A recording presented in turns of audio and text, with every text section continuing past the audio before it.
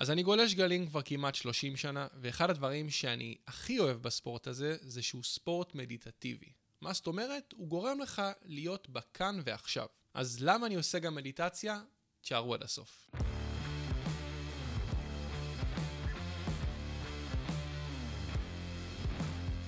גלישה באמת מחייבת אותך להיות נוכח לחלוטין ברגע. כשאתה בים, כל מה שיש לך בראש זה הגל ואת התנאים המשתנים סביבך. כל תשומת הלב שלך בעצם מתמקדת בתנועה של הגוף שלך, אל עבר הגל שאתה גולש עליו, או אל עבר הגל שמגיע אליך. זאת אומרת, שאתה חותר אליו, או שאתה רוצה בעצם לשפר את המיקום כדי שהוא יגיע אליך. אבל מה קורה שאנחנו לא גולשים, שאנחנו מחוץ למים? אנחנו הרבה פעמים נתקלים בסיטואציות שמביאות איתם מחשבות כאילו שיכולות להשפיע לנו על איך שאנחנו מרגישים. והמחשבות האלה כאילו מוציאות אותנו מהכאן ועכשיו, מהנוכחות המלאה שלנו. נגיד, כמה פעמים קרה לכם שהתקלחתם או נסעתם באוטו, ופשוט הראש שלכם טס למיליון מקומות אחרים, ואתם פשוט לא זוכרים איך הזמן עבר בכלל? איפה הייתם? אולי חשבתם על הלימודים, עבודה, חברים, מטלות, מה עשיתי לא טוב, מה אני צריך לעשות יותר טוב, או שהכי גרוע סתם עשיתם סקרולינג אינסופי בטלפון, באינסטגרם, טיק טוק, והתחלתם להשוות את החיים שלכם לחיים של מישהו אחר, וכל הדברים האלה הם בעצם רעשי רקע שמתחילים לפגוע בנוכחות שלנו. בכאן ועכשיו. אז איך בעצם מתמודדים עם זה? בתכלס, בעיניי זה אחד האתגרים הכי גדולים שיש לגולשים וגם לכל בני האדם בעולם הזה. להביא את אותה נוכחות מושלמת שיש לנו במים, גם אל מחוץ למים. והדבר שהכי עוזר לי הוא בעצם סוג של מדיטציה, שנקראת בעצם תרגילי נשימה מאוזנת. כל בוקר אני מתיישב למשך 5 דקות על השעון עם טיימר, עוצם את העיניים ועושה תרגילי נשימה. אז אני שואף מהאף ל2-3 שניות, ונושף כמה שיותר זמן, אני מושך את זה כמה שיותר זמן מהפה, עד שנגמר לי האוויר.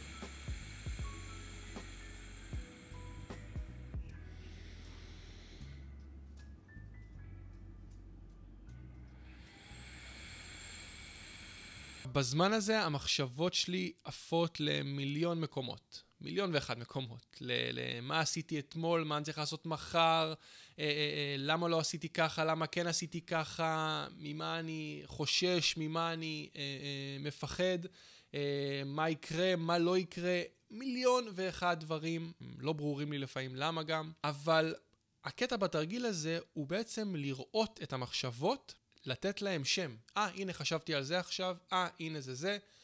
ולתת להם לחלוף, לתת להם את הזמן שלהם, את המקום שלהם, ולראות איך הם פשוט באות ונכנסות לנו לראש, ואנחנו פשוט מסתכלים עליהם מבחוץ. ברור שבהתחלה זה קשה, אני לא איזה זן מאסטר, אני ממש לא, זה לוקח זמן, בהתחלה אתה קצת נלחם בהם, אבל אז לאט לאט אתה פשוט לומד כאילו להתבונן עליהם, ולהבין שהן באות והולכות כמו גלים, ממש כמו גלים, ואז לאט לאט אתה מתחיל באמת להיות עם עצמך.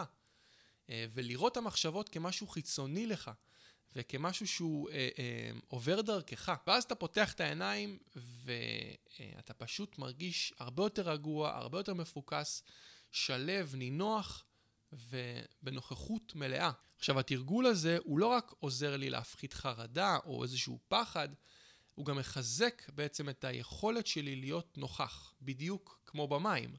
להיות ברגע, להיות בנוכחות מלאה. זה מחדד בעצם את הפוקוס ואת היכולת לקבל את הדברים כמו שהם. ושאני בעצם מגיע למים אחרי תרגול שכזה, שאני עושה כל בוקר, אני מרגיש באמת הרבה יותר רגוע ומוכן להתמודד עם כל גל או אתגר, גם אם הוא לא מה שציפיתי שיקרה. אגב, לפעמים אני עושה מיני נשימות כאלה ברגעים שאני מרגיש שאני צריך לאזן את עצמי.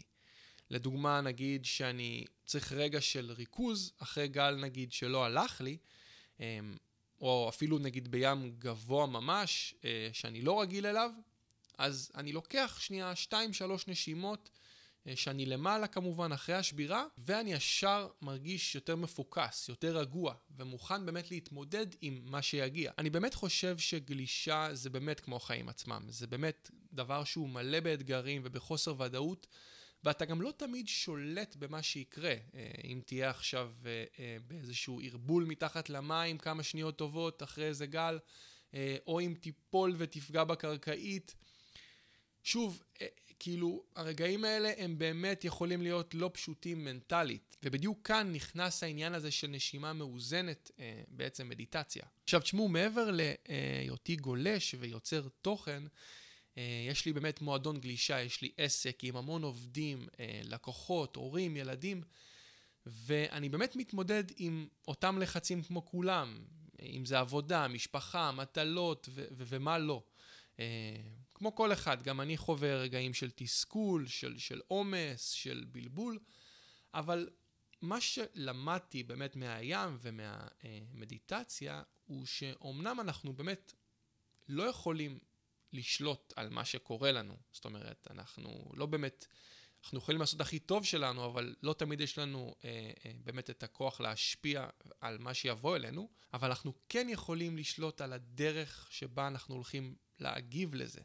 זאת אומרת שאם אני אתאמן להיות נוכח בכאן ועכשיו, לא בעבר ולא בעתיד, על ידי מדיטציה, גלישה, אני באמת אוכל לשפר משמעותית את התגובה שלי לכל דבר. הכלי הזה של מדיטציה הוא באמת כלי מדהים שיכול לעזור לכם בכל תחום בחיים. לפני מבחן, לפני אירוע חשוב, לפני גל, אחרי גל. אז באמת קחו אותו איתכם ותתרגלו את זה לפחות פעם אחת ביום. עדיף בבוקר 5 דקות מדודות, אולי גם יותר אם תצליחו, אבל עדיף להתחיל כן במשהו קטן, זאת אומרת משהו שתוכלו לעמוד בו, ורק אז לגדול לאט לאט בזמנים. זהו חברים, מקווה שהסרטון הזה עזר לכם. אם כן, תעשו לייק, תירשמו לערוץ, ונתראה בסרטון הבא. יו!